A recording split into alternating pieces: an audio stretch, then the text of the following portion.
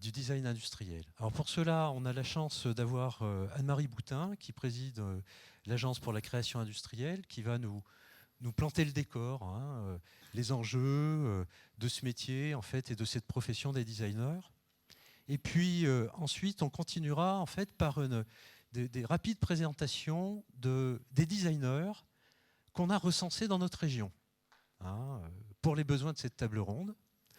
Alors, dans l'ordre, en fait, parleront Christian Polo, de Centro Polo, levez la main, hein, voilà. Hein. Ensuite, Stéphane Pasquier, de Carréron, voilà. Guillaume Carpentier, de G2C Design. Odeline Matteux, de CEO. Voilà. Donc, 4 designers. Nous avons repéré, alors un 5e aurait aimé participer aujourd'hui, monsieur de la Cour, mais malheureusement, il n'était pas possible qu'il soit là aujourd'hui, et cela, en fait, visiblement, enfin, il était impossible, il est à l'étranger. Alors, 2 autres intervenants participeront à cette table ronde. Ça nous intéressait parce que le premier, MMB Proto, Xavier Béranger, travaille avec des designers en fait, dans ses activités. Donc c'était intéressant d'avoir son regard sur la manière dont il contribue à ce processus d'innovation. Et puis au passage, il vous présentera effectivement ses prestations. Et Fabrice Royer, d'Idéam, Cécile de Rouen, a développé, lui, une plateforme qui permet de tester les nouveaux produits auprès des clients. Donc voilà un outil qui est très intéressant parce que après avoir fait intervenir un designer, après avoir réalisé un proto, eh ben, dans le cadre en fait et le dispositif qu'il a développé, vous pourrez tester ce produit auprès des clients et il va vous expliquer comment il le fait. Donc voilà ce qu'on vous propose pour cette table ronde. Madame Boutin, d'abord merci d'être venue nous voir en fait dans le brouillard normand, hein, qui était très épais ce matin. Heureusement que vous êtes venu par le train.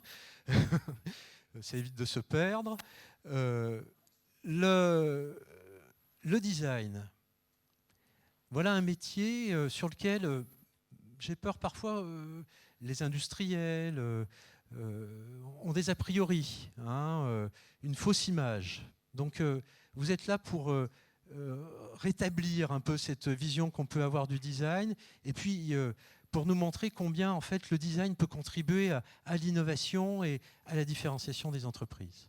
Donc je vous laisse, vous pouvez utiliser le micro qui est là ou le mien. Oui, merci. Bonjour à tous. Je vois que vous avez plus de courage que moi puisque vous avez bravé le brouillard. Donc on a 6 minutes pour tout dire sur le design. Donc je pense que je ne vais pas tout dire sur le design, rassurez-vous, en 6 minutes. En fait, pourquoi s'occuper de design aujourd'hui? Et après, j'en dirai un peu plus sur ce qu'est ou n'est pas le design. Pourquoi s'occuper de design aujourd'hui? Donc je pense que là, je vais vous montrer très rapidement trois diapos. La première, donc, il vous a dit un peu que toutes les études économiques montrent que les entreprises qui ont recours au design sont 2 fois plus innovantes que leurs concurrentes, que leur chiffre d'affaires s'accroît 3 fois plus vite, qu'elles créent 2 fois plus d'emplois, qu'elles exportent davantage, qu'elles résistent mieux en période de crise et ont une meilleure réactivité en période de reprise. C'est une petite synthèse d'études qui ont été résumées par la Commission européenne. Voilà, donc la suivante, c'est une étude britannique, c'est un exemple. Nous avons regardé ce qui se passe au niveau des entreprises françaises, qu'est-ce que disent les entreprises, parce que les autres études, c'est des études macroéconomiques. Alors, dans une étude que nous avons faite, une enquête que nous avons faite avec la Cité du Design de Saint-Étienne et l'Institut français de la mode à la fin de l'année 2010, sur l'offre de design et la manière dont les entreprises utilisent le design, nous avons vu que 75% des entreprises qui utilisent le design disent que le plus important, c'est que ça augmente leur chiffre d'affaires. 75% aussi disent que ça augmente la satisfaction client, 60% que ça leur permet d'accéder à de nouveaux marchés, 56% d'améliorer leur compétitivité. Je pense que c'est des chiffres quand même intéressants parce que ça, c'est des entreprises françaises, des PME françaises. La diapo suivante, les mêmes entreprises disent que ça rend leur structure plus créative, plus dynamique et plus ouverte à la créativité des autres. Ça, c'est effectivement un point important dont on parlera peut-être dans le débat s'il y en a un à la fin. Et de mieux prévoir un type de changement, un peu moins, mais ça, disons que c'est une entreprise française ne dit pas spontanément qu'elle anticipe le changement et qu'elle fait de la prospective. Elle ne dit pas non plus forcément facilement qu'elle fait de l'innovation. Donc, alors quel est ce design dont on parle, Alors, bien entendu, comme le disait M. Guenard tout à l'heure, ça n'est pas qu'une recherche esthétique et créative. Nous avons un problème en France pour une raison sur laquelle je n'ai pas le temps de m'étendre, mais qui est une raison culturelle extrêmement forte. Nous sommes d'une part un pays d'ingénieurs d'un côté, d'artistes de l'autre. Entre les deux, on ne sait pas très bien qui sont les acteurs. Un pays aussi de grands projets et de centralisation, donc où, par définition, on ne s'occupait pas des objets de la vie quotidienne, sauf quand c'était des objets destinés au roi, c'est-à-dire le luxe. Donc tout ça, c'est quelque chose qui est remonté depuis, disons, une trentaine d'années. Et aujourd'hui, je pense que tout le monde s'accorde à dire que le design, c'est pas ça, uniquement en tout cas. C'est un métier, c'est une profession. Les designers font des études longues, ils font des études de 5 ans, ce n'est pas juste pour être plus créatif. Et le design doit prendre en compte un peu l'ensemble des éléments qui rentrent dans la fabrication d'un produit, puisqu'on parle surtout ici de design industriel. Hein. Alors le produit concerne l'entreprise qui doit gagner de l'argent, il concerne l'utilisateur final qui doit être mieux servi par l'entreprise, il concerne aussi le distributeur, il concerne aussi le transporteur, etc. Il y a aussi des aspects environnementaux à prendre en compte. Le rôle du design dans le processus, logiquement, doit être de contribuer à prendre tout ça en compte et en faire la synthèse. J'ai pris un petit exemple que j'ai mis à côté, non, c'est la même page, qui me paraît intéressant parce que c'est une entreprise qui est l'entreprise Facom, qui fabrique de l'outillage. Et il y a quelques années, Facom refaisait donc des clés à monette et toute une série d'outils, des clés à filtre, etc. Et un jour, quelqu'un a dit, mais pourquoi il n'y a jamais eu d'outils à déposer les durites ? Eh bien, pourquoi ? C'est très simple, c'est culturel. Parce que le mécanicien, tout le monde se moque, qu'il se salisse les mains avec un chiffon et qu'il ouvre et qu'il dessert ses durites avec sa clé à molette et son chiffon sale. Et donc là, on a dit, mais attendez, l'ouvrier aussi, il a droit d'avoir des outils valorisants, des outils qui ne lui font pas mal, des outils qui ne vont pas lui casser le dos et lui faire des ampoules dans les mains. Et ils ont travaillé, donc l'ensemble du service de design avec l'entreprise, à fabriquer cet outil, à déposer les durites. Ils sont allés voir, il y avait un problème de matériaux, ils sont allés voir les nouveaux matériaux disponibles. Donc il y a du Zamac, par exemple, qui était un matériau à l'époque pas encore très utilisé dans l'outillage, et ils l'ont utilisé. Et c'est le designer qui a fait comme ça un peu le go-between entre tout le monde et qui a conçu avec l'ensemble de l'entreprise ce nouvel objet. Poursuivons un petit peu le rôle. Un des éléments importants, le designer met l'utilisateur au centre de sa réflexion. Charlotte Perriand, qui était un grand designer, disait toujours le sujet du design, c'est pas l'objet, c'est l'homme. Et c'est vrai que c'est l'homme qui est au centre de la démarche, ce qui veut dire que vous adoptez un autre regard. Quand vous regardez avec le regard du designer, avec le regard de l'utilisateur, vous regardez différemment, vous regardez sur le côté, vous regardez par en dessous, et vous voyez les choses autrement. Et bien entendu, logiquement, il ne faut pas s'occuper que de l'objet sur lequel on travaille, mais du contexte dans lequel il est. Alors ça peut aller sur des contextes où intervient le design, comme la signalétique, le retail, etc. Mais ça peut aussi être d'autres objets ou d'autres services. L'autre caractéristique importante du designer, c'est sa capacité justement qui est liée à sa créativité et à son sens de l'esthétique, de donner forme aux concepts et aux représentations, et de donner forme aussi un peu à nos idées les uns les autres. Parce que quand on fait intervenir tous les facteurs dont j'ai parlé tout à l'heure, économiques, etc., vous avez des facteurs qui sont des chiffres, qui sont rationnels, et puis vous en avez qui ne le sont pas, qui sont le sentiment ou le comportement du consommateur. Alors là, malgré mon goût pour le projet d'en haut, je vais parler de celui qui est plus en bas, les stylos. Hein. Les stylos, d'ailleurs, je les ai ici. J'en ai un ici. C'est quelque chose que vous connaissez tous. C'est une entreprise qui s'appelle Pilot, qui s'est préoccupée d'environnement et qui a fait des stylos dits verts. Alors, il y avait écrit qu'ils étaient verts. L'encre était, soi-disant, entre guillemets, verte. Ils coulaient beaucoup. Je ne sais pas si vous les avez utilisés. Mais ça ne marchait pas. Peut-être parce qu'ils coulaient, mais aussi parce qu'il n'y avait aucune image derrière. Et un jour, les designers avec qui ils travaillaient leur ont dit, mais au fait, les gens, quand ils utilisent un stylo, ils ont envie que vous leur racontiez une histoire. Donc, puisqu'on peut aujourd'hui faire des stylos avec des bouteilles d'eau recyclées, eh bien, racontons-leur l'histoire de la deuxième vie de la bouteille d'eau. Donc, ces stylos, ils s'appellent B2P, Bottle to Pen. de la bouteille au pinceau. Et quand les gens le voient en boutique, ça leur fait penser à la bouteille d'eau, ça leur fait penser à la deuxième vie du plastique, et ça leur raconte une histoire autour de la préoccupation de l'environnement sans être culpabilisant pour autant. Voilà, donc ça c'est un peu l'histoire, mais quand même, si vous m'accordez une minute ou pas pour ma couche culotte? Ça c'est un projet complètement nouveau, mais qu'on n'attend pas. On n'attend pas le design dans les couches culottes. Bon, c'est pour ça que je vous en parle. Ce sont des jeunes femmes qui ont lu les études qui disent qu'un enfant consomme 1 tonne de couches-culottes entre sa naissance et le moment où il est propre, et que les parents, ils n'ont pas envie de se mettre à faire la lessive et à laver les couches comme leur grand-mère. Ils auraient l'impression de retourner en arrière. Donc elles ont dit, bon, on va faire un produit qui, au contraire, va leur donner le sentiment et la réalité d'être, au contraire, en avance. Et donc elles sont allées voir des chercheurs. Donc c'était des designers au départ.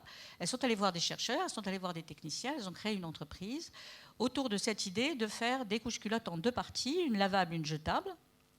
La jetable se jette tellement qu'elle se jette dans les toilettes, c'est même recommandé. Et la lavable est très douce, n'abîme pas la peau des bébés. Elle les fond dans des couleurs qui sont d'ailleurs souvent plus sympathiques encore que celles-là. Et elles ont fait cet été des maillots de bain avec couches imperméables qui sont un peu selon le même principe. Donc vous voyez cette idée de se préoccuper d'un nouveau scénario de vie qu'on propose aussi aux gens et qui n'est pas uniquement un nouveau produit. Ce que je voulais peut-être vous dire aussi très rapidement, c'est qu'il y a des entreprises qui en font leur stratégie. Donc j'ai choisi 2 entreprises. La première, c'est l'entreprise Lassi qui fait des disques durs et des clés USB. Voilà la clé USB sur laquelle j'avais mon intervention.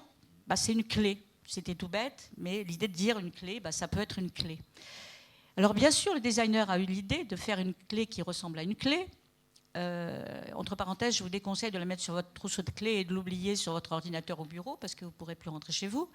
Mais ils ont fait une clé surtout que vous pouvez laisser dans votre poche. Si vous oubliez votre clé dans votre poche et si votre pantalon va au lave-linge, vos données sont préservées. Donc il y a tout un travail fait à la fois avec la technique et aussi avec les personnes qui s'occupent de la communication. Évidemment, cette clé a également fort bien marché sur le marché. Alors ça, c'est l'entreprise Lassi qui a choisi de travailler avec des designers différents sur des niches différentes. Ils s'adressent aussi bien à des gens qui sont des professionnels, donc avec des objets extrêmement techniques, par exemple le disque dur qui est en bas à droite, ou bien à des objets un peu nomades, comme le disque dur qui est à gauche et qui est très léger et qui peut tomber et qui ne chauffe pas, ce qui est important pour un disque dur. Et ils travaillent souvent avec des designers différents. Et ils ont évidemment une très grande réussite, y compris au niveau international. Et le dernier exemple que je vais donner, Monsieur Guenard, c'est la diapo suivante. C'est un exemple, alors je n'ai amené qu'un petit accessoire, qui est celui-là, qui est la déclinaison de celui qui est à gauche en petit. C'est une manique pour tenir vos plats brûlants en les amenant à table. Et c'est une entreprise qui, il y a 10 ans, s'est lancée dans le marché du matériel culinaire en travaillant sur les matériaux nouveaux, donc essentiellement la céramique et le silicone, et sur toutes les qualités de ces matériaux. Et au départ, ils sont partis d'une idée de type concours Lépine. Quand je dis du type concours Lépine, ce n'est pas du tout dévalorisant, c'est pour dire que c'est une idée technique. C'était quelqu'un qui avait imaginé un gant de ménage qui ne ressemblait pas tout à fait à ça, qu'on pouvait tremper dans l'huile bouillante et il ne se passait rien, sauf que ce n'était pas un produit. Et cette personne a rencontré un designer, ils ont travaillé ensemble, ils ont fait des prototypes, ils les ont testés. Et moi, je m'en souviens très bien, puisque à l'APCI, nous organisons l'Observatoire du Design tous les ans, qui est une sélection de produits. Et cette année-là, ils ont eu un prix. Et moi, je leur avais dit, quand même, c'est embêtant, parce que votre gant, il est bleu pâle, c'est pas une couleur de cuisine, ça va pas plaire. Et ils m'ont dit, mais on n'avait plus d'argent pour le faire dans d'autres couleurs. Bien, l'entreprise Mastrad, ça c'était en 2005. L'entreprise Mastrad a un chiffre d'affaires qui augmente de 30% tous les ans. Ils ont ouvert une entreprise aux États-Unis. Ils ont racheté une chaîne que vous connaissez qui est Kitchen Bazaar, qui est une chaîne qui vend des produits de ce type, en travaillant sur les besoins quotidiens des utilisateurs et en utilisant les techniques et les matériaux les plus avancés. La chose noire que vous voyez au milieu, qui n'est pas si jolie sur ce dessin-là, c'est un chauffe-plat, l'intérieur est en céramique, l'extérieur est en silicone. Vous le mettez au micro-ondes 30 secondes. Et ensuite, vous le mettez sur la table, vos plats restent chauds et vous pouvez le porter puisque le silicone ne chauffe pas alors que la céramique devient bouillante. Vous voyez ce genre de pas que font faire les designers. Ils ont maintenant 15 designers. Donc, c'est devenu une entreprise Quasiment 15 un cabinet personnes, de service de design. Voilà. Bon, voilà les exemples que je voulais donner pour démarrer. J'en ai évidemment d'autres, mais... J'imagine. Juste peut-être, avant de passer à la description en fait, des réalisations des designers, en fait, et pour illustrer encore un peu plus en fait, les enjeux du design avec les designers de la région, est-ce que vous pourriez nous dire un mot du projet qui a été confié à la PCI pour l'an prochain, pour la création d'une école, enfin, pardon, en fait, d'un... C'est un peu. Le Centre non, c'est pas la français du création. design. Non, c'est pas la création d'une école. Il y en a déjà une, excusez-moi. Il se trouve que nous sommes une structure qui existe depuis 30 ans, puisqu'elle avait été créée en 83 à l'initiative donc d'un gouvernement de gauche.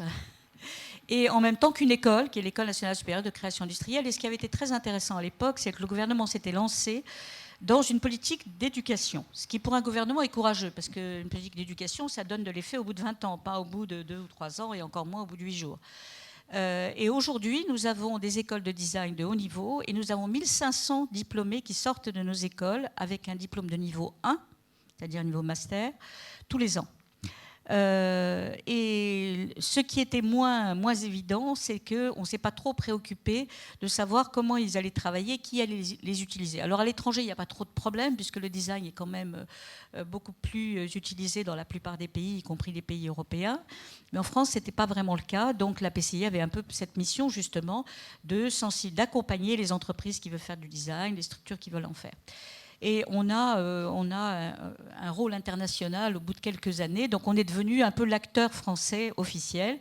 Et l'idée du gouvernement, qui a pris beaucoup de temps, puisque c'était le gouvernement précédent, ça lui a pris tellement de temps qu'ils ont annoncé qu'ils voulaient faire un centre national de design début de janvier de cette année, donc juste avant de partir, si je peux dire.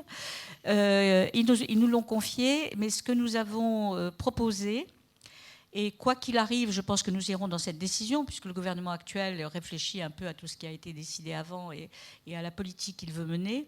Ce que nous ferons en tout état de cause, puisque tous nos partenaires sont d'accord, notamment les entreprises et les agences de design et les organisations professionnelles, c'est d'être une plateforme qui permet premièrement de rendre visible tout ce qui existe en France, à la fois l'offre de design, qui, comme je le disais, est une offre de très grande qualité, mais aussi les structures qui s'occupent déjà de design. Il y a des régions qui ont des centres régionaux de design. Il n'y en a pas beaucoup, il y en a 4 pour le moment.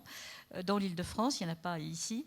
Les organisations professionnelles, des lieux comme Saint-Étienne, Cité du Design, etc. De rendre visible tout ça.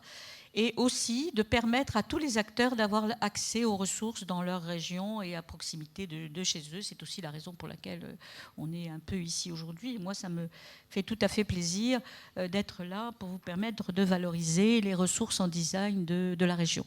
Donc c'est un peu l'idée, c'est ça, c'est comment est-ce qu'on peut utiliser tout ce qu'on a comme ressources, tout ce qu'on a acquis comme expérience maintenant presque 30 ans, au niveau international et en particulier au niveau européen. On travaille beaucoup sur des projets européens, pour les mettre à disposition et vous permettre éventuellement, vous, peut-être, de créer un centre régional de design, si vous le souhaitiez, ou en tout cas de mettre en réseau les partenaires. Pour le moment, nous, ce que nous faisons, surtout en région, dans les régions où il n'y a pas de centre de design, c'est de mettre les partenaires en réseau. C'est-à-dire à la fois les partenaires publics, comme les chambres de commerce, comme Oseo, mais aussi les designers, les associations de promotion du design, les associations de designers. Enfin, il y a beaucoup de choses qui existent en France, mais comme d'habitude, c'est dispersé. Et la profession elle-même est très dispersée, puisque contrairement à ce qui se passe en Grande-Bretagne, où la profession s'est regroupée en des grosses structures depuis 5 ans, ils sont beaucoup plus nombreux que les Français. Il y a 150 000 designers en Grande-Bretagne. Nous, c'est une profession très dispersée. Il n'y a que 16% des structures qui ont plus de 5 personnes. Donc c'est très petit. Alors, mais nous, si vous voulez en savoir plus, on en dira sans doute plus le 15 novembre, le jour de l'inauguration de l'Observateur de cette année à la Cité des Sciences, où, puisque la Cité des Sciences nous laisse un espace permanent dans lequel on va pouvoir parler de design toute l'année, ce qui est très bien aussi pour le grand public et pour les entreprises. L'Observateur, bien sûr, c'est un peu exceptionnel parce qu'il y a 120 entreprises qui présentent des réalisations dans tous les secteurs de l'économie, 96 agences de design, plus les designers intégrés. Enfin, c'est assez impressionnant comme mélange. Mais on va aussi présenter un petit peu nos actions, et notamment ces actions de mise en visibilité de l'offre de design et des acteurs du design. On va aussi lancer une opération qui commence l'an prochain, qu'on a appelée Design Mode d'Emploi, qui est une opération de rencontre entre jeunes designers et entreprises, où les entreprises pourront venir juste pour voir, pour écouter les gens, rencontrer des jeunes, voir des projets, etc. Ou bien pour faire des affaires, recruter des designers ou les pré-recruter. C'est ce qu'on cherche à faire là aujourd'hui plus modestement, à notre niveau en région, donc avec les designers. Alors vraiment, cette table ronde et la participation, le parrainage de la PCI, enfin l'objectif, il est bien, vous l'avez vu, partagé, de faire la promotion des designers industriels dans notre région. Alors, Christian Polo, Centropolo, votre souhait, c'était de nous faire comprendre, faire partager à la salle que le designer, il pouvait faire gagner pas mal d'argent aux entreprises. C'est un investissement, mais c'est un investissement qui rapporte. Oui, en fait, depuis le début de ma carrière, j'ai remarqué en France qu'on avait un petit souci justement par rapport à la compréhension du design et de son apport dans l'industrie. Et donc je l'illustrais avec un exemple bien concret d'un petit patron de PME de la région de Limoges qui a toujours qui a rapidement compris l'importance du design dans son activité. Il a commencé à fabriquer des voitures sans permis un peu sur le genou quand il s'est retrouvé au chômage. Il y a un problème de micro ? Vous m'entendez ? Mieux ? Voilà. Bon. Merci Christian. Je recommence ? Donc très tôt, il a compris l'importance du design pour son secteur d'activité, donc l'automobile, même si ça n'était que la voiture sans permis. Au départ, il avait commencé à travailler avec une personne qui avait fondé à l'époque la marque Venturi. Et j'ai pris sa suite en 98. Et de but en blanc, je lui ai annoncé qu'il fallait changer de clientèle. C'est-à-dire que il n'était pas vraiment conscient encore à l'époque que la clientèle des personnes âgées n'ayant pas leur permis disparaissait sous l'effet de deux phénomènes, la mort naturelle et le fait que de plus en plus de personnes avaient leur permis. On n'en était pas encore à l'époque où on sucrait les permis à tout va. Donc j'aurais proposé d'emblée d'aller chercher une clientèle urbaine et plus jeune. À l'époque, ça n'a pas été nécessairement bien accueilli, parce qu'ils n'y croyaient pas trop. Et le premier prototype présenté en 98 est arrivé en production. C'est celui-là, Christian ? Alors celui-ci, c'est... Si on peut passer peut-être à la deuxième image. Le petit véhicule tout en bas sur la gauche. Celui-là, là. Voilà, était le premier produit présenté. C'était un très très très gros restylage d'un véhicule existant. Et ce véhicule a permis d'amorcer justement ce mouvement vers un changement de clientèle. Et au fur et à mesure, plus on remonte, et plus vous voyez que l'image a tendance à se débrider au niveau de l'esthétique. C'était voulu. Et entre la première voiture et, disons, la quatrième, le constructeur a doublé sa production et faisait plus de 70% de sa production à l'étranger. Il faut savoir aujourd'hui que sa clientèle sur Paris a une moyenne d'âge de 20 ans. Donc doublement de production, plus renouvellement de clientèle. On a aussi aujourd'hui des clients qui sont des clients justement qui ont perdu leur permis de conduire et qui détestent vraiment la voiture sans permis pour son image vraiment dévalorisante. Et on propose justement au travers de design tout à fait conforme à l'automobile traditionnelle, des véhicules qui ne mettent pas les gens privés de permis dans l'embarras. Alors maintenant, on peut peut-être repasser à la première image. Pour vous expliquer simplement, là sur cette étude, cette voiture a été dessinée en 2000, c'est-à-dire avant la sortie de la Mini. Voilà, déjà pour ceux qui verraient une espèce de ressemblance, cette voiture est antérieure à la Mini. Ce qui s'est passé pour le design de cette voiture, c'est qu'elle correspond à des données techniques bien précises. Je voulais faire gagner beaucoup d'argent aux clients sur l'outillage. C'est-à-dire que cette voiture repose sur un système de symétrie qui est visible pour l'industriel, mais pas pour le client. Si vous regardez bien, le bouclier avant et le bouclier arrière sont issus du même moule. C'est une pièce réversible. Et la porte conducteur est la même que la porte passager. Les 4 passages de roue, la pièce noire que vous voyez, c'est exactement la même pièce répétée 4 fois autour du véhicule. Vous voyez, ce genre de petits détails, juste ces petits détails, font que l'étude de design, le coût de l'étude de design a été amorti juste par l'économie réalisée sur les outillages. Donc ce qu'il y a vraiment d'intéressant dans ce que vous nous expliquez, c'est que d'une part, le design permet de se différencier par rapport à la concurrence, mais aussi d'intégrer enfin, des innovations majeures dans les processus de production et donc rationaliser ses coûts. On est passé justement pour ce véhicule d'une technique de pièces fibres de verre peintes à de la pièce plastique thermoformée, ABS thermoformée, teinte dans la masse. Donc on a finalement reporté la main-d'œuvre des ateliers de peinture dans l'atelier de montage, ce qui nous a permis d'augmenter encore les cadences de production et de réduire le coût de production.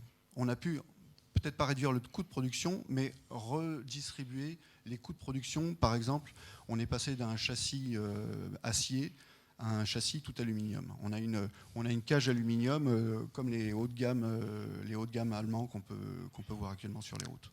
Christian, vous avez pris un exemple dans l'automobile, c'est plutôt votre spécialité, mais vous intervenez dans d'autres domaines. Oui.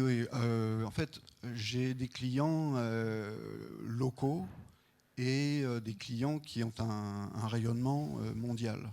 Je travaille aussi bien vous l'avez peut-être revu sur la première image, j'ai travaillé beaucoup pour la presse européenne en tant qu'expert automobile justement, où j'illustrais les modèles à venir pour tous les constructeurs.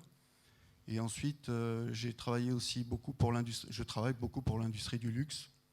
J'interviens beaucoup pour du packaging, des logos et des illustrations d'objets divers, que ce soit les PLV, du mobilier en magasin. C'est très diversifié en fait pour ces gens-là. Christian, merci. Bon, je crois que c'est une première illustration significative des compétences présentes dans notre région. Stéphane Pasquier, vous intervenez dans un autre contexte, qui est celui de donc cabinet Carréron, qui est celui de la grande distribution. Et vous aidez donc les industriels qui travaillent avec la grande distribution à se différencier dans les rayons. C'est important, ça. Il faut que le client se saisisse des produits et qu'ils partent avec. Exactement, et surtout sur des produits qui sont aussi pauvres que ça en termes d'image par rapport à l'exemple précédent qui a été cité par M. Polo. L'automobile aujourd'hui, écoutez, tout le monde le connaît, tout le monde c'est un fantasme autour. Et nous, nos petits métiers de designer cachés derrière les entreprises, on essaye de valoriser les savoir-faire et les produits qui sont fabriqués par nos PME. Donc ici, j'ai pris un exemple. Voilà, tout à fait, très bien, merci, Monsieur Bonnard. J'ai pris un exemple pour l'avoir traité avec Auchan, mais bon, on travaillait avec... à nouveau Auchan aujourd'hui, voilà. Vraiment mis en avant. Voilà, avec toute la grande distribution. Et en fait, souvent, si vous voulez, la problématique de ces produits-là, c'est qu'elles étaient traitées par des acheteurs et que les designers, en fait, n'avaient pas accès directement aux informations. Le propos ici de des planches que j'ai exposées rapides, c'est déjà de faire prendre conscience aux gens que même sur des produits aussi basiques que des produits qu'on peut trouver en grande distribution, des crochets, des petits verres doseurs, des thermomètres, que sais-je, j'en passe, c'est les meilleurs. Il y a derrière une étude et des gens qui s'investissent pour pouvoir diminuer les coûts de fabrication, pour pouvoir séduire le client final, mais aussi séduire le client qui va vous acheter, notamment là, la grande distribution. Donc en fait, on s'est aperçu rapidement qu'il y avait des filtres entre la personne qui prenait l'acte, comment dirais-je, la décision, qui prenait la décision d'acheter tel ou tel produit chez un fournisseur, et en fait, jamais le designer ou le créateur ou le concepteur n'était consulté en direct. Et en fait, vous avez une mine d'informations qui disparaît entre les échanges entre le PDG, l'acheteur, le directeur commercial, le directeur marketing. Et ce sont autant d'informations qui sont nécessaires pour pouvoir tirer la quintessence en fait, de ce que souhaite le client final. Donc en fait, on a développé toute une gamme de produits. Là, bon, j'ai illustré ce propos avec ce produit-là. Et là, on a consolidé le compte client Auchan qui était en train de partir. On a redéveloppé, donc on a donc finalisé ça et puis acté le fait que le client reste dans l'entreprise. On a développé plus d'une centaine de produits. Et derrière, en fait, ça a permis à l'entreprise de s'exporter beaucoup plus et de prendre des parts de marché avec d'autres centrales d'achat, puisque c'était notre cœur de business, avec Système U, Cora, Carrefour. Alors, vous avez là, en fait, des accessoires qu'on utilise dans la cuisine. Hein, voilà, alors, et on voit la contribution de votre travail avant et après l'intervention du designer. Voilà, alors c'était vraiment pour un peu caricaturer le fait qu'à partir d'un produit basique, on peut avoir accès au design sans se ruiner et avoir des positionnements produits plus sympas, plus actuels et actualisés sur le client final, apporter quelque chose d'intelligent sans pour autant se ruiner. Donc le design est accessible pour autant qu'on veuille l'utiliser. Donc en fait, petit accroche-torchon, l'accroche-torchon que j'ai positionné là, c'est le fameux accroche-torchon dans lequel on s'est tous coincés les doigts une fois, pour ceux qui l'ont utilisé. Alors c'est un produit qu'on ne voit plus du tout dans les rayons. Gain de matière première, moins 10%. Sur le deuxième exemple, le sablier plastique, pareil, donc on est toujours dans le même esprit, c'est réactualiser les produits en gagnant de la matière première, en gagnant aussi en temps de montage. Hein. Pièces réversibles, c'est un peu le même exemple que M. Polo avec son automobile. Donc on a des réflexes qui sont un peu innés chez nous. Et puis ce troisième exemple, c'est une boîte à ficelle qui à l'époque était utilisée avec deux mains, parce que deux mains comme ça c'est compliqué. Donc en fait on y a ajouté une ventouse afin qu'elle puisse être stable et qu'elle puisse être accrochée quelque part sur une surface lisse et qu'on puisse la dérouler d'une main. Quand on imagine la personne qui va avoir à faire un assemblage de persil, de choses comme ça, on a dans une main, on tient les produits, et dans l'autre, il faut qu'on puisse fonctionner qu'avec une seule main. Donc ça, c'était l'objet de cette étude-là. Le designer, en fait, pour revenir à cette société-là, on doit intervenir sur tous les pans de la conception. On a en visibilité le chef d'entreprise, le chef de production, j'en parlais tout à l'heure, le directeur marketing, et surtout l'opérateur. C'est l'ouvrier qui, lui, va réaliser au quotidien 1000, 2000, 3000 passages, 3000 fonctions dans son processus de fabrication. Donc on doit, et on est comme ça, nous, designers industriels, obligés de prendre en considération l'ensemble des problématiques. On est loin d'être Stark parce qu'on n'a pas la même visibilité. En revanche, nous sommes des travailleurs de l'ombre et de petites fourmis qui essayons d'apporter notre petite contribution au design industriel, j'entends. Voilà. Stéphane, merci et puis d'avoir été très synthétique et aussi en fait efficace à travers vos exemples. Alors c'est vrai que là on était dans le design avec des produits plutôt grande consommation, même si Madame Boutin nous a monté tout à l'heure un outil où on était bien dans le B2B, hein, avec cet outil qui permettait de changer les durites, hein, c'est ça. Alors Guillaume Carpentier, lui. Bonjour. Chez Dossier Design, il est intervenu dans un secteur qui est un peu inattendu, puisqu'il est intervenu sur les chantiers du bâtiment. Donc expliquez-nous ce que vous avez fait dans ce cadre-là. Oui, alors tout à fait. Donc, Guillaume Carpentier, chez Dossier Design. Moi, j'interviens principalement dans une spécialité qui est l'éco-conception. Et je tente d'apporter aux clients une démarche cohérente de développement durable. Alors, contrairement à messieurs Polo et Pasquier, je démarre tout juste mon activité. Donc, je vais vous présenter un projet qui est resté au stade de la recherche pour le moment. C'est un projet qui a été développé avec un client qui avait comme spécialité de fournir du bois pour les chantiers. Il était fabricant de coffrage à béton pour les chantiers. Et il avait un problème, c'est-à-dire qu'il avait développé un casier à plan pour les bungalows de chantier, pour les bureaux d'études installés temporairement sur les chantiers, en MDF. Donc un bois relativement lourd, avec énormément de transformation de la matière pour arriver à son produit final, etc. C'est celui-là à gauche. Voilà, donc là. c'est l'image que vous voyez sur la gauche. Ok. Donc le client arrive avec cet existant qui finalement se révèle être le problème. Et il arrive avec une idée qui serait de développer un produit, une gamme de produits, une gamme de mobilier pour bungalow de chantier exclusivement réalisé en carton. Pourquoi réalisé en carton ? Parce qu'on peut livrer la gamme de mobilier à plat, déplié, directement par la poste, directement sur le lieu de chantier, et le mobilier est ensuite déballé, déplié, monté, utilisé et jeté, recyclé. Donc ça, c'était son idée première. Alors moi, en tant que designer industriel spécialisé en éco-conception, j'ai voulu lui apporter une cohérence dans sa démarche. Donc j'ai digéré sa première idée en tant que base de cahier des charges, puis j'ai monté une analyse plus fine de l'environnement de projet de manière à avoir une vision globale et cohérente de ce que voulait faire le client et ce qui était possible de faire en toute cohérence.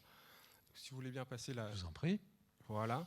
Alors l'idée de l'analyse, c'était tout d'abord de réfléchir à ce qu'était la matière carton. C'était certes l'impératif du client d'utiliser du carton. Mais quand on le mettait face à l'environnement du chantier, au bungalow de chantier, il y avait comme une sorte de paradoxe. C'est-à-dire qu'en allant visiter les chantiers, parce que ça c'est une phase très importante dans le travail d'un designer, c'est de se plonger un petit peu dans l'environnement de l'usager. On se rend compte que les espaces sont extrêmement petits et que surtout ils sont facilement salis par les ouvriers, etc., qui traversent ces bungalows de chantier, et ils sont lavés à grande eau. Et lorsque vous mettez du carton et de l'eau, vous allez ruiner le projet en l'espace d'une semaine. Donc l'idée a été de mêler carton et plaques de polypropylène alvéolaire, un matériau qui a un domaine d'application relativement équivalent au carton pour l'emballage, etc., et qui se travaille relativement de la même manière avec des planches, des tas de découpage numérique qui permettent de transformer la matière plastique, la matière carton de la même manière. Et la matière plastique, elle va être en contact avec l'environnement humide, et la matière carton va être là plus pour les pièces d'usure, etc., pour le bureau, etc. Donc l'avantage de faire appel à un designer dans ces cas-là, c'est d'élargir en fait la vision que pouvait avoir le client sur son idée principale et de lui offrir une vraie cohérence en termes de développement durable et d'enjeux environnementaux actuels.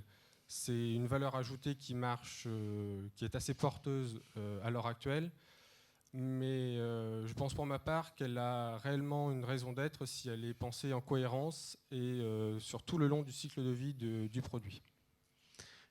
On peut faire le lien là d'ailleurs avec la table ronde précédente. On voit que l'usage des nouveaux matériaux là est une source en fait d'innovation et de différenciation et apporte des solutions auxquelles on n'avait pas pensé par rapport aux problèmes posés par le client. Guillaume, Tout à fait. merci. Audeline Merci Matteux, CEO. Bonjour. Donc moi je suis là pour vous parler de la démarche de design qu'on met en place chez CO, donc qu'on appelle la co-création. Alors comme on vient de le voir avec tous les autres designers, donc la démarche de design, elle est vraiment basée sur l'utilisateur. Donc on part de l'étude de son comportement, de ses usages, pour développer le projet et pour définir un besoin auquel on va répondre. Nous, chez CO, donc la co-création qu'on met en place, ça consiste à créer en collaboration avec l'utilisateur. donc l'utilisateur, vos clients, vos prospects ou vos prescripteurs d'achat. Donc l'intérêt en fait de cette démarche, c'est de mettre l'utilisateur au cœur du processus de création. C'est-à-dire qu'il est présent tout au long de la conception. Le designer a une place de force de proposition, c'est-à-dire qu'on fait des hypothèses de projet, et l'utilisateur est là pour tester, approuver et désapprouver. Donc, en fait, on s'est rendu compte, on met en place cette démarche-là parce qu'on s'est rendu compte que les utilisateurs ne voulaient plus être que des consommateurs passifs, mais vraiment des acteurs de leur consommation.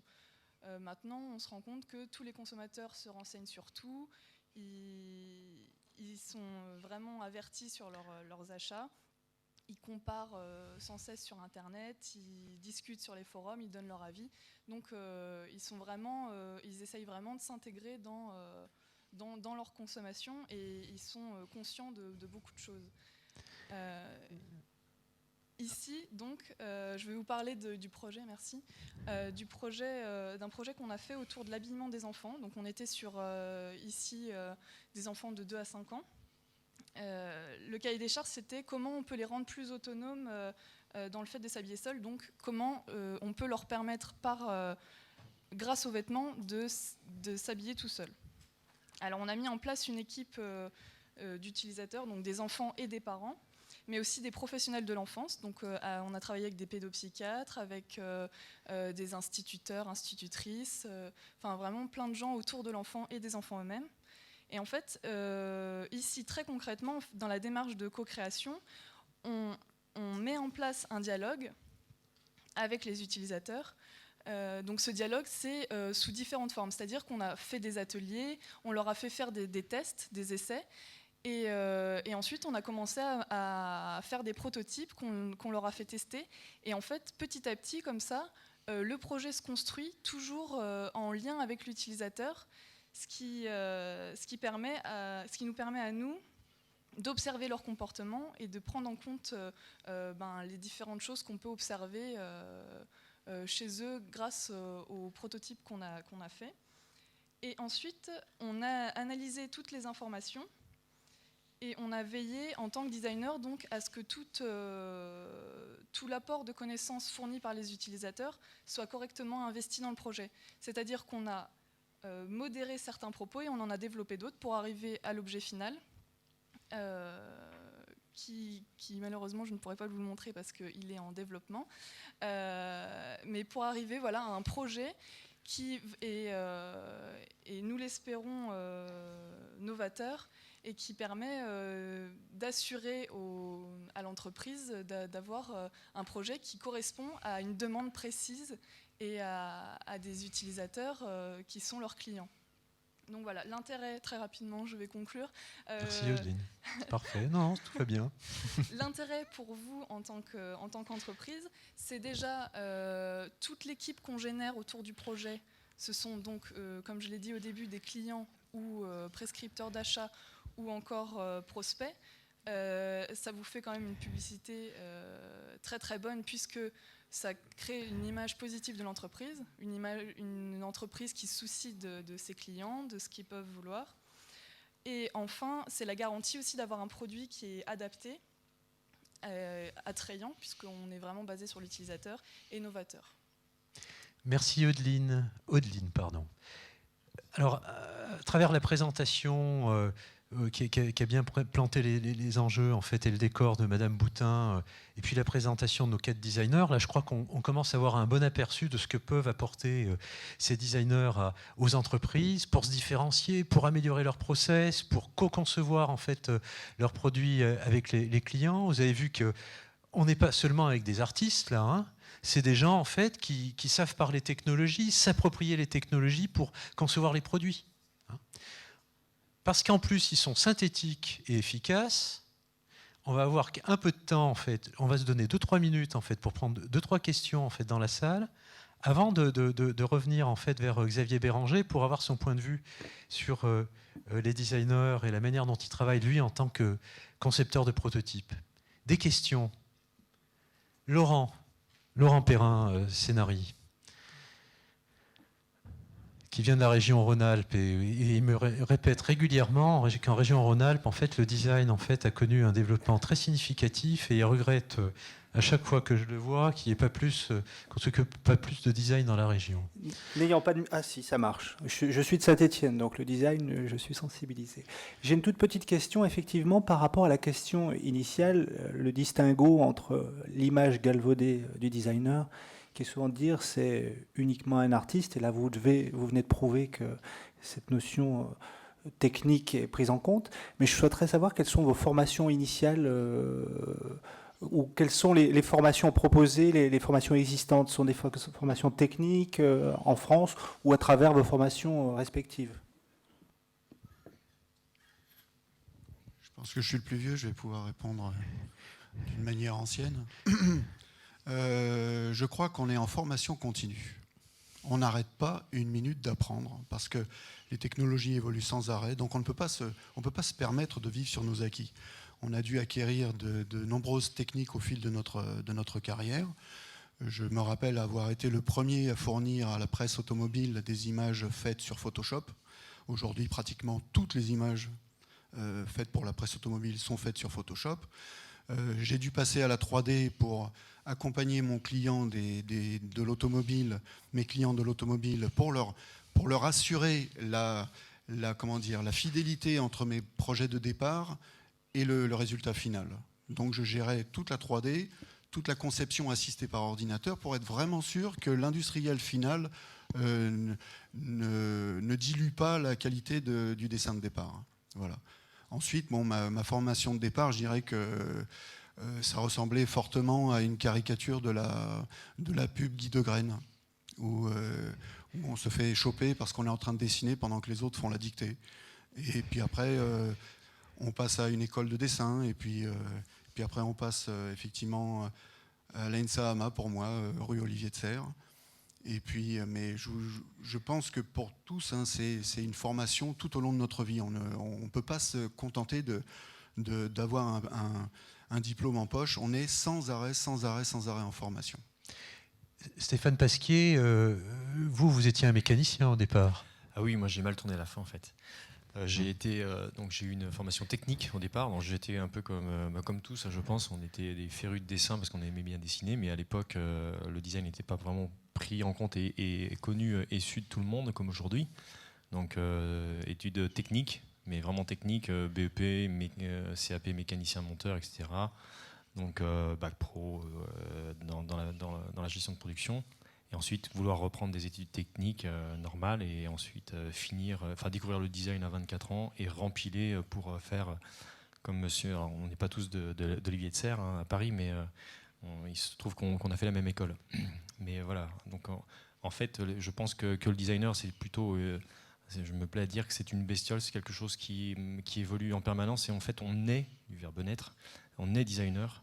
Et après, on se perfectionne tout au long de notre carrière parce qu'on apprend en permanence. Madame Boutin, vous avez dirigé l'École supérieure de création industrielle pendant 20 ans, 25 ans? Non, 8 ans seulement. 8 ans seulement. Oui, je pense que pour répondre à la question, mais je pense que vous le savez déjà, ce qui est intéressant dans le système français, c'est qu'on a une très grande diversité de formations au design. On a les écoles d'arts appliqués. Vous avez parlé de Olivier de Serres, c'est une école d'arts appliqués qui dépend du ministère de l'Éducation nationale. Vous avez des écoles qui sont des écoles d'art, donc vous avez l'école des arts décoratifs à Paris ou l'école de Saint-Étienne par exemple, mais vous en avez pas mal d'autres. Vous avez des écoles qui sont rattachées à des formations plus technologiques, comme des formations à l'Institut universitaire de technologie de Compiègne, à l'UTC. Vous avez des formations consulaires, puisque vous avez des chambres de commerce qui ont créé des formations au design. Les plus importantes, c'est celle de Nantes. Donc, vous connaissez, c'est celle de Valenciennes, qui est plus spécialisée dans tout ce qui est transport et mobilité et automobile, enfin disons transport en général. Et puis vous avez l'Institut de Marseille, qui est maintenant, qui s'est rapproché de l'école de commerce. Donc vous avez vraiment tous les types de formations. Vous avez maintenant les formations. Ce qui est très intéressant, c'est que vous avez des formations d'ingénieurs et de formations de gestionnaires qui complètent leur formation par une formation en design. Non pas pour devenir designer, mais pour devenir de bons interlocuteurs des designers. Parce que tout ce qui a été dit quand même tout à l'heure, c'est quand même très important. Le designer, il fait beaucoup de choses et pas forcément ce que l'on croit, mais il ne le fait jamais tout seul. Il le fait avec les équipes de l'entreprise, avec les techniciens, avec les gens de marketing, et il le fait aussi sur le terrain avec les utilisateurs. Donc je crois qu'effectivement, on a fait de gros efforts en France sur la formation design. Je pense qu'on va continuer. Ce qui permet d'avoir des designers. La grande difficulté, je pense, pour une entreprise aussi, c'est la diversité des discours que tiennent aussi parfois les designers. Donc ce qui est intéressant là, c'est qu'il y a quand même une grande convergence, et une grande cohérence autour du design, et que vous avez quand même encore beaucoup de gens qui sont sur la dominante plus créative et plus artistique, c'est-à-dire des designers qui ont des idées et qui cherchent des éditeurs pour les réaliser. Et ça, c'est à la fois très intéressant, mais en même temps très compliqué. Vous voyez, je vous fais une transition toute trouvée. Pardon, je m'adresse à mon voisin. C'est en même temps très intéressant parce qu'effectivement, c'est des idées fraîches, c'est des idées neuves, c'est des visions. Mais en même temps, ce n'est pas toujours réaliste et ça ne rejoint pas forcément les préoccupations et les besoins de l'utilisateur. Donc, on a besoin d'avoir des designers, quand on le choisit, de savoir un peu à quel type de designer on s'adresse, quelle est la posture du designer, est-ce qu'il est surtout à l'écoute de vous et de votre problème, ou est-ce que surtout il est à l'écoute de ses idées, ce qui arrive quand même encore. Oui, vous avez le micro devant vous, oui. Bonjour, moi c'est aussi pour donner une expérience, je suis également designer. Ah, Pour voilà un de répondre- plus, pour il fallait répondre- que... Bon, il faudra qu'on fasse connaissance. Oui, d'accord. Voilà. Je ne suis pas de la région. Ah. Simplement pour répondre aussi à la question en termes de formation continue, on l'a vu avec les 4 témoignages où il s'agit donc d'objets d'interaction qui comprennent à la fois des données techniques, des données psychologiques, c'est-à-dire fait à partir d'équipes pluridisciplinaires, donc ce que a évoqué Audeline avec travail avec des pédopsychiatres, ou donc des personnes qui sont donc de métiers bien distincts, sachant qu'on crée de l'interaction par les objets. Et l'objet est esthétique, mais pas seulement. Et voilà, un petit peu cette globalité. Quand je parle d'interaction, c'est un objet physique, mais ça peut être aussi des objets moins matériels. Et donc, on est perméable à toutes ces nouvelles technologies. Voilà. J'espère que c'était clair. Merci. Une dernière question, puis après je recède la parole à Xavier Béranger. Oui, bonjour à tous. On a vu aujourd'hui le design sur un point industriel, beaucoup de produits, beaucoup de choses qui sont fabriquées. Aujourd'hui, quelle est la position du design sur les activités tertiaires, type vente de services? Est-ce qu'il y a une part justement du design? Ou quelle part du designer peut apporter à tout ce qui est société de services? Donc il n'y a pas de bien industriel, il n'y a rien de factuel, de concret. Alors, le positionnement de la table ronde, là, aujourd'hui, était délibéré. On souhaitait se positionner sur le design industriel. Cela dit, l'an dernier, aux rencontres régionales de l'innovation, on avait Deco qui était là, et qui a présenté comment ils avaient reconçu les toilettes publiques qu'ils installent maintenant en ville un peu partout, en prenant en compte, d'une part, la problématique des utilisateurs, mais aussi en fait en intégrant bien en fait les processus de fabrication. Madame Boutin, je pense que vous avez un complément à apporter. Oui, effectivement, la consigne, c'est de parler des produits aujourd'hui, des objets. En fait, aujourd'hui, il se passe plusieurs choses. D'abord, il y a de plus en plus de produits qui sont accompagnés de services.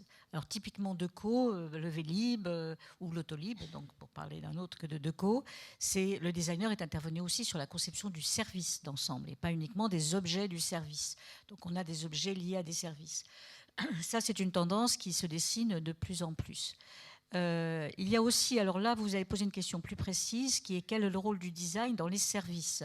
C'est-à-dire, par exemple, dans la distribution. Alors, on l'a vu là, sur les produits. Ça peut être aussi sur la conception des bâtiments, de la distribution elle-même, etc. Mais ça peut être aussi sur le service. Aujourd'hui, ce qu'on appelle le design de service n'est pas uniquement du design appliqué au service, mais il est effectivement de la méthodologie, la méthodologie du design appliquée à la conception de nouveaux services. Alors nous, la semaine prochaine, il y a à Paris la conférence internationale sur le design de services, qui est organisée par une structure internationale auquel nous contribuons, puisque c'est nous qui l'organisons à Paris.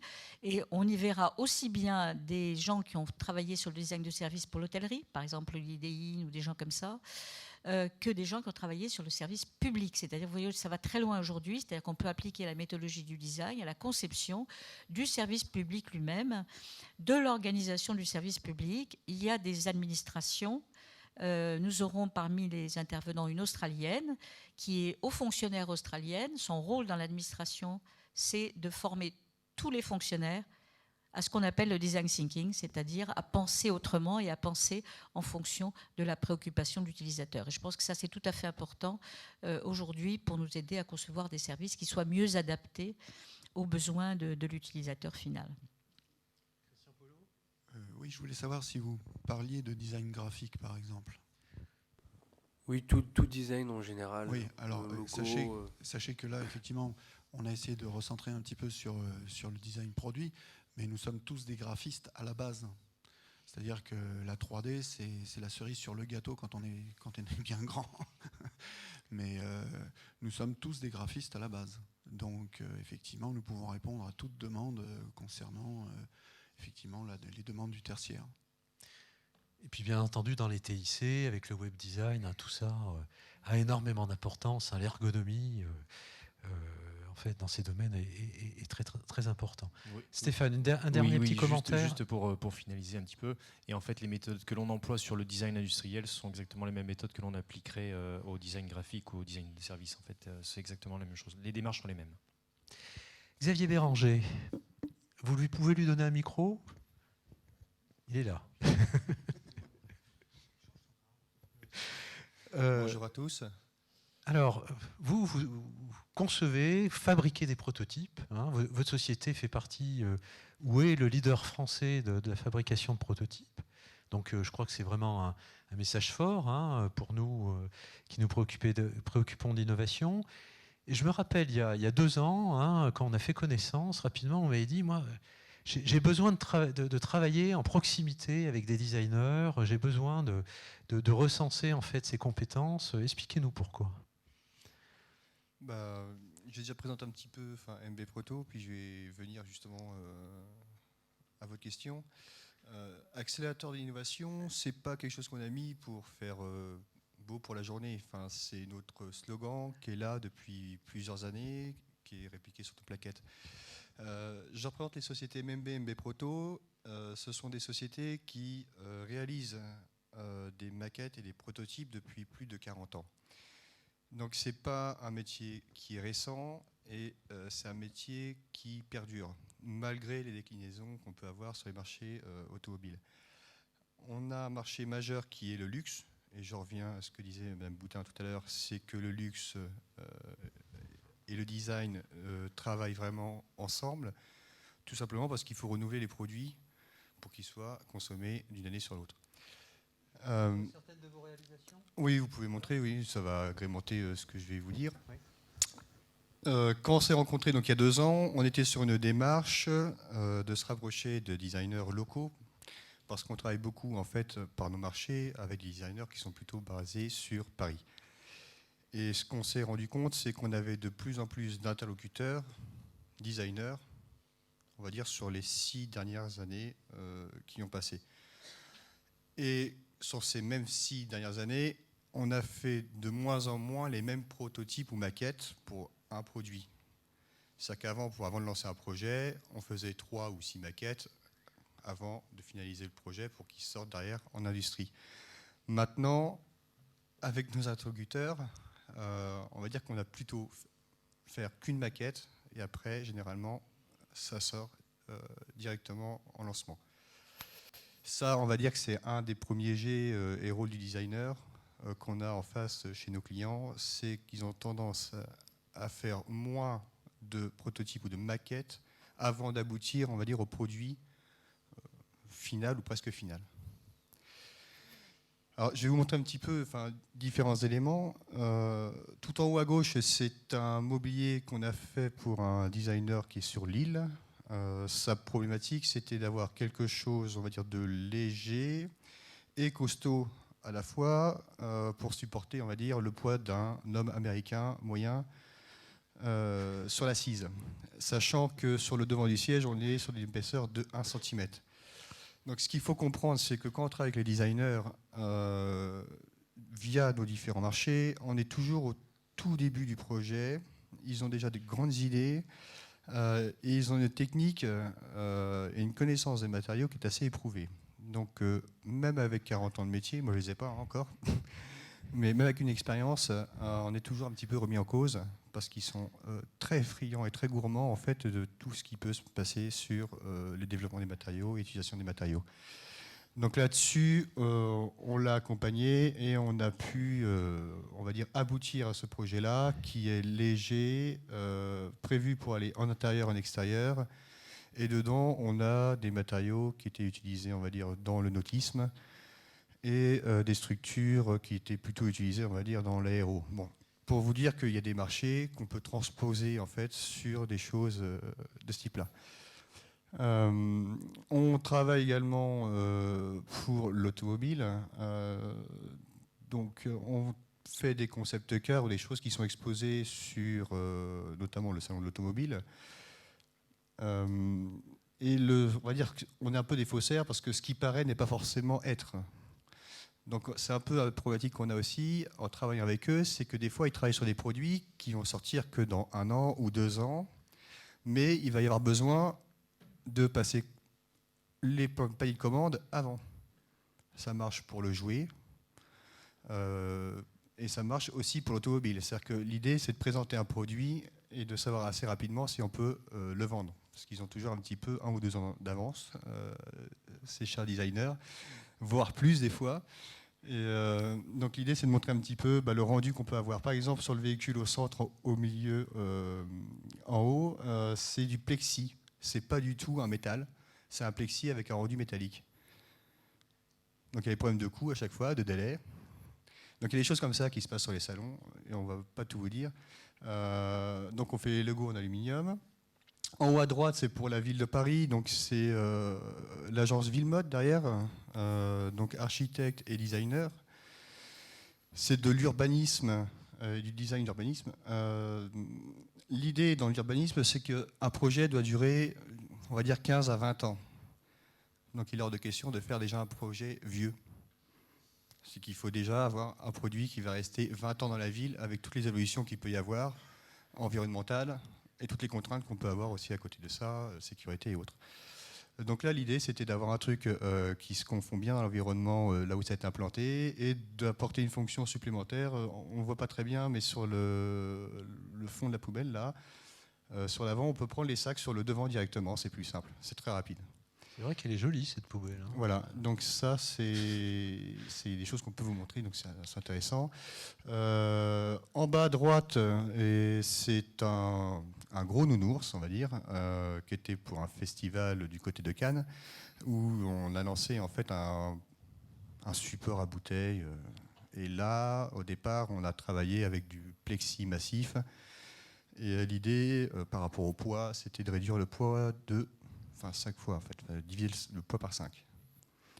Donc on a travaillé un petit peu avec des designers chez eux sur les formes pour pas que ça fasse trop Made in China, le fait de les vider. Il y a un peu des problématiques comme ça, c'est que travailler sur les produits, il y a un client et il y a l'utilisateur. Et des fois, il faut arriver à mettre tout ça en phase pour que le produit soit vendu ou un produit plus, quoi. On fait aussi de la maquette dans la PLV. Et là aussi, c'est des designers qu'on a. Donc à différents niveaux, architecture ou PLV intérieur de magasin. Tout simplement parce qu'ils ont besoin de mettre en avant des produits. Ils s'en servent plus comme outil de travail pour mettre des configurations en place.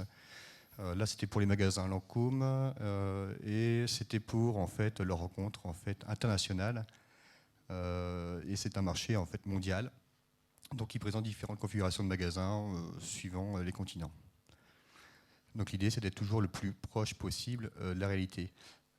Ça, c'est une maquette qui est à l'échelle 1/10.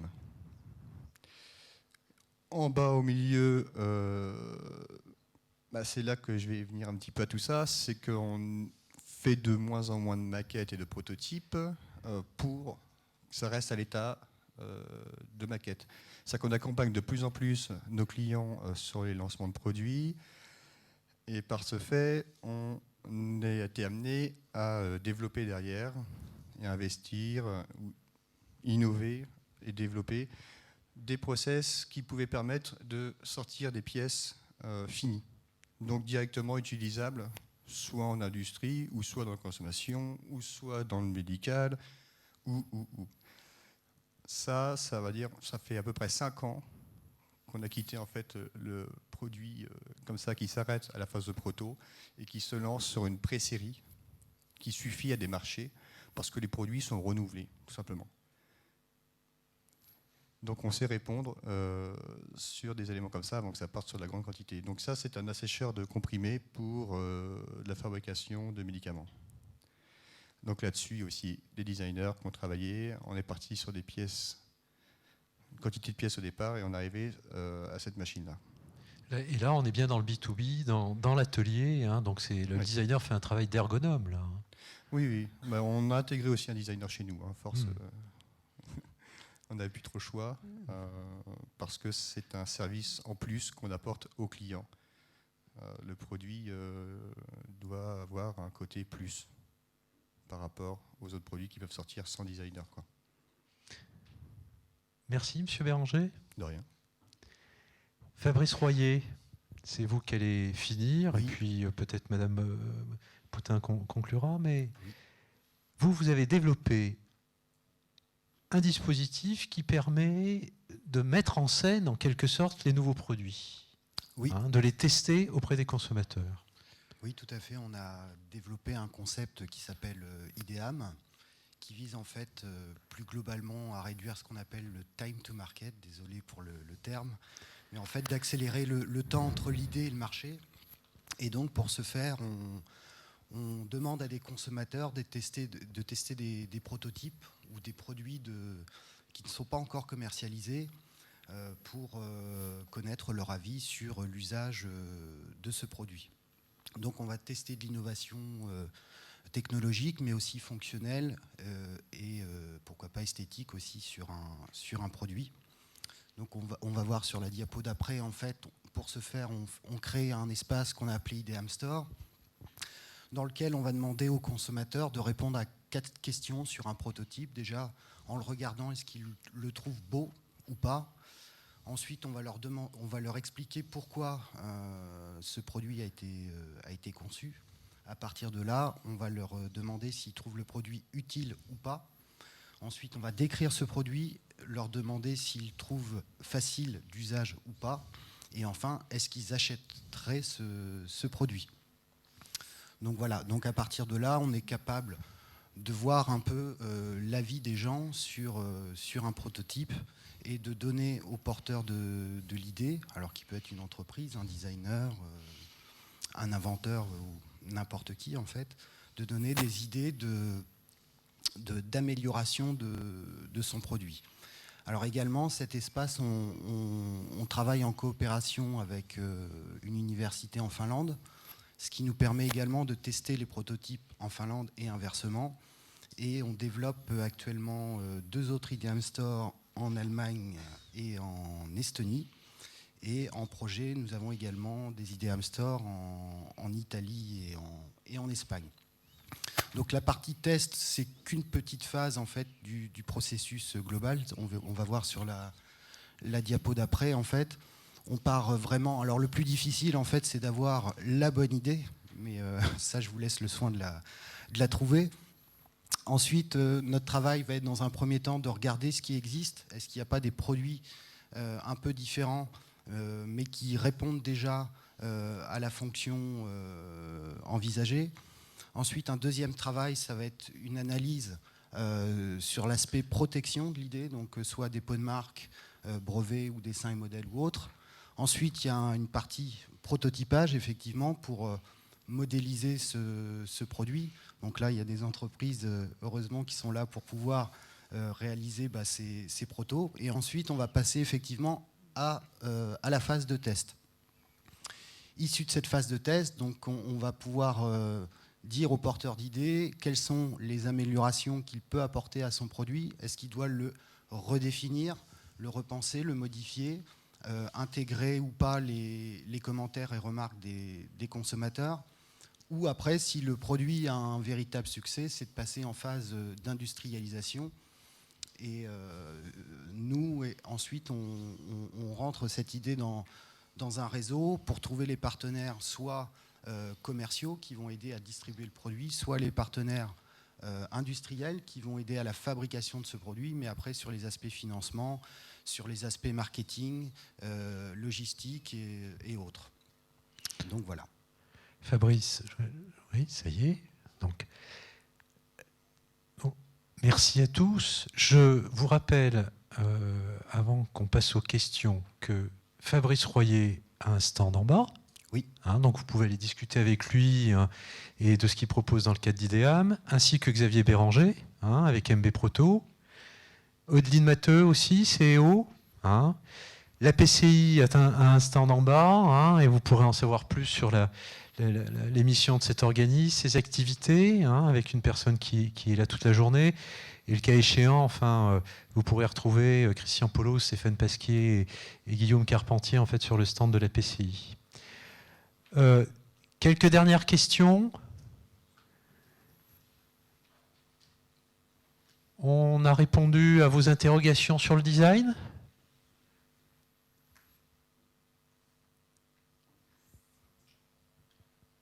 Madame Boutin, un petit mot pour conclure? Je veux bien, c'est difficile de répondre à une non-question. Mais effectivement, en conclusion, d'abord, je pense que ce qui était très intéressant dans la table ronde, c'était à la fois la cohérence et la diversité des approches. Et je pense que si les entreprises veulent se lancer dans des démarches de design, c'est compliqué. Il suffit pas. On vous a dit plein de choses sur le fait que le design c'est quasiment magique, mais non, c'est pas magique. Ça marche pas à tous les coups, ça marche pas n'importe quand et n'importe comment. Et le choix d'un designer, c'est quelque chose d'extrêmement complexe, extrêmement difficile. Je pense qu'il faut se faire aider, notamment localement, par exemple ici à la Chambre de commerce, vous avez déjà un certain nombre de personnes qui connaissent bien le sujet. Et surtout, je dirais que ce qui est important chez un designer, c'est sa capacité d'écoute, d'attention et d'observation. C'est-à-dire que quand un designer vient vous voir, si vous montre tout ce qu'il a fait de beau, ses jolis books, etc., c'est pas forcément le meilleur designer. Le meilleur, c'est peut-être celui qui aura vraiment envie de travailler avec vous. C'est vraiment une question de relation personnelle. Il ne faut pas trop se tromper. Il ne faut pas non plus bousculer forcément trop les entreprises. Il faut toujours qu'il y ait des partenaires à l'intérieur de l'entreprise qui soient capables de prendre le relais. Je pense que ça, c'est aussi un point tout à fait important. Il y a un mot qu'on n'a pas utilisé ce matin. J'allais dire, même moi, je ne l'ai pas utilisé. C'est le mot de projet. Ce qui est intéressant dans le travail avec des designers, c'est que les designers sont habitués à travailler en mode gestion de projet.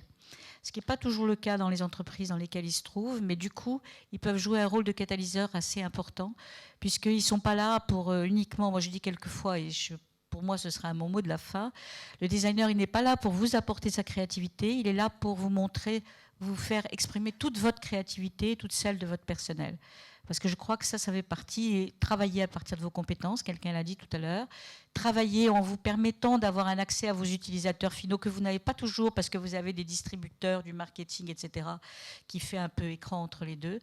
Mais c'est aussi pour révéler la créativité, le dynamisme de l'entreprise elle-même. Donc, voilà, moi je pense que c'est en tout cas une belle expérience de la Chambre de commerce. Moi je salue l'expérience, ce que vous faites, parce que je pense que c'est aussi assez important et que je ne vois pas ça souvent. On a un gros problème en France qui est le passage d'une étape à l'autre. C'est-à-dire on a toujours cette espèce d'idée que l'innovation, ça commence à la recherche D'abord, on n'a pas parlé beaucoup de recherche ce matin. Ensuite, on va dans les études développement. Ensuite, on fait du marketing, etc. Et du coup, on allonge les processus. On a chaque fois des aides spécifiques. Ne parlons pas de notre système d'aide qui est absolument génial, mais pas très accessible, et en tout cas pour les PME. Et donc, tout ce qui fait qu'il y a une continuité est absolument fondamental. Alors, je sais qu'il y a de plus en plus d'acteurs qui se préoccupent de ça, mais je pense que c'est tout à fait important. Et le designer peut aider les entreprises dans cette démarche. Oui, c'est aussi pour continuer et donner le témoignage, ce serait aussi pour vous demander de remettre la page 20, c'est-à-dire la page qui précède.